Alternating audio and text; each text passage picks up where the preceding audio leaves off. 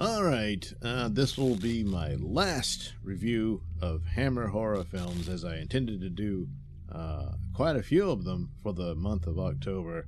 As if you're a listener to my podcast, I always treat October as Halloween month and stuff like that. Well, with 2 hurricanes hitting me and all the other craziness of 2020, well, it's amazing I got done what I did. So, Revenge of Frankenstein, which was the follow-up to the Curse of Frankenstein, which is Hammer's own take on the original story there, and it kind of follows that more or less, like the other adaptions of it and all of that. But he ends, his ending is that he's punished for his crimes, seemingly. And I did know that there was a sequel and there was a series, and I'm pretty sure I didn't see the follow-ups. I had seen the first one before, but watching this one, some of it seems similar, but it's probably like documentaries on the Hammer films and stuff like that. So I was a bit lost as to how exactly did he escape the guillotine at the end of the last movie. Well, this movie tells you how. And it's the whole plot of what he's doing here. And the Hammer films, you know, one of the arguments that always comes up is everyone refers to the monster as Frankenstein, when it's Frankenstein's monster. Frankenstein's the mad scientist, the template for the mad scientist who creates, in his words, the monster. Now, he never really creates anything. He takes, body parts, puts it together, and then shocks them back to life. But his ego and his arrogance and his desire to be God is really the monstrosity here. And the monster is as much a victim of him as anyone else in the film, which happens to fall victim to the monster's acts, which, depending on which version of it you want to take, sometimes is through no fault of the monster, who just, doesn't understand what he's doing and all that sort of thing. In this one, there is a creature of sorts, but not necessarily a monster, completely more or less a victim here. But it's this man who has some physical deformities, and is somehow, some way, he understood what Dr. Frankenstein was capable of. And so he works to help him escape the guillotine. And basically, the priest or pastor, and I don't know if they meant to be the same one that was in his cell listening to his story in the previous movie, it's his head that gets chopped off. And he's buried in Frankenstein's grave, and Frankenstein goes off to find a new identity as a Dr. Stein. Yes, he's not good at aliases. He's just a genius in weird, bizarre, disgusting necroscience stuff. So anyway, the deformed guy, what does he want? Was it money? No. He wants Frankenstein to put his brain into a body that's better than his. And that's the thing. And that does play on the idea of what Frankenstein's capable of. He doesn't really create anything, but that interesting idea of where he had to have a brain, and he wanted a brain that was brilliant, and it gets damaged, and he tries anyway, and of course it doesn't work. But the idea that you could just transplant your brain into another body. So your body has got problems, it's failing or whatnot, and you need a new one.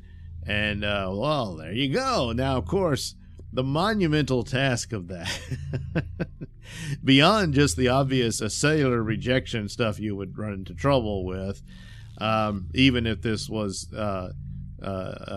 someone you're related to or what have you, then they kind of match up more or less here and there. You still have all those nerve endings and things to make it function.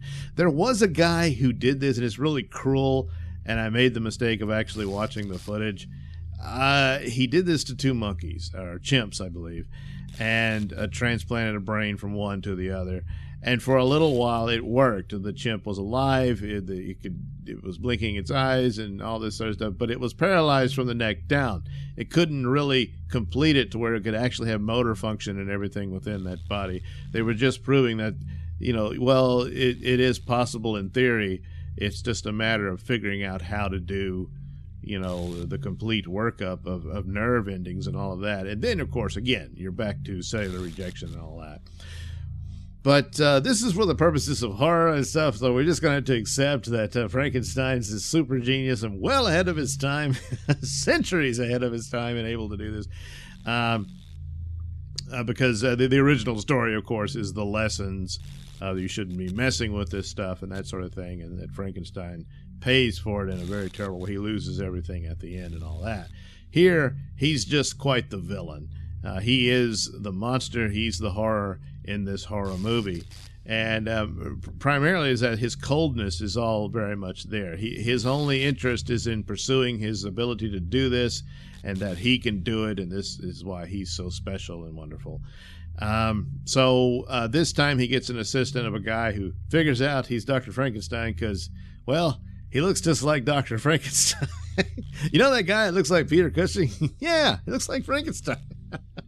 So he wants to be Frankenstein's assistant, and so he does. And the experiment, for all intents and purposes, is a success. The guy finds a body that they put his brain in it, and the body is much taller than his original body, and it functions and everything. But he doesn't account for the emotional impact of the years this man has spent being this deformed a guy that everyone stared at and kind of looked down on. If they didn't outright mock him, they outright felt sorry for him, which could sometimes, in some cases, even be worse and all that. And this gets sort of magnified over time where he is. Now, there's a certain series of events. He gets mistaken for a burglar and is beaten, and he was warned by Dr. Frankenstein to take it easy and rest and not exert himself because his brain needed to heal from the procedure, but he didn't listen. And so there's some indication that, well, the damage is exacerbating the situation.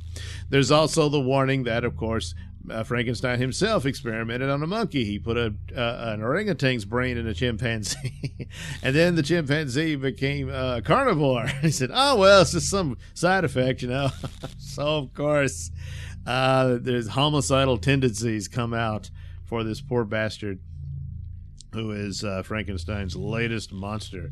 And the performance is actually pretty good because the actor playing the new body of this man starts to take on the features of the previous guy. And a lot of that, his eye isn't really damaged, but he kind of acts like it is, to where he can't see out of it. He was sort of blind in one eye, and then he can't get his I can't remember if it was his left or right hand to function exactly right.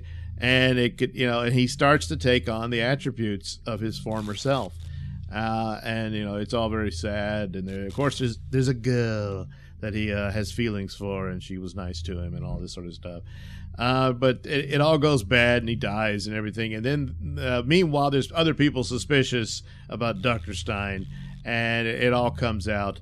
And then Dr. Stein gets beaten nearly to death by his own patients because they realize who he is.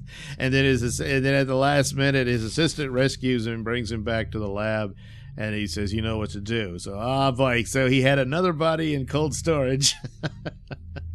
And so the assistant was a good assistant. He paid attention and was able to perform the surgery on Dr. Frankenstein's brain and transplant it into this new body, who just so happens to look exactly like Peter Cushing. Well, all right. Except he has a mustache. So, see, he's totally different. And they end it like that, and now he's relocated yet again, set up shop elsewhere as a new doctor, a Dr. Frank. Yes, maybe an evil genius, but not very good at aliases. So it's, of course, they wanted a series of Frankenstein films, and so he's at it again, and there was another one. Perhaps I will delve into that for next year, for next Halloween month of movies, because there's certainly a lot of Hammer films to look at, and it was fun catching up on those. So there we go, Frankenstein, and quite a good approach to the Frankenstein is the villain. Now, there's more reasons to have sympathies for him somewhat, and in the original story and stuff like that, but in this one with Peter Cushing's movie, he's a complete arrogant a-hole. And true to form to a lot of horror movies, the bad guy gets away with it. and he does. Hey, he gets some punishment, sure, but, well... So there you go, my little tour of Hammer horror films. Happy Halloween. All right. Thank you for watching and listening. Why not like and subscribe and check out that link description below. That'll take you to my mini stores and have plenty of goodies for you. You know, hats, mugs, stickers, posters, all that goody stuff. Plus, you can head over to indieplanet.com and pick up a copy of my comic book Night Night. Oh, yeah. Plus, you can also catch my podcast, Mr Nailsin Show, over at radiomisfits.com. And you can also watch my videos on my channel at BitChute. That's the Mr Nailsin channel on BitChute.com.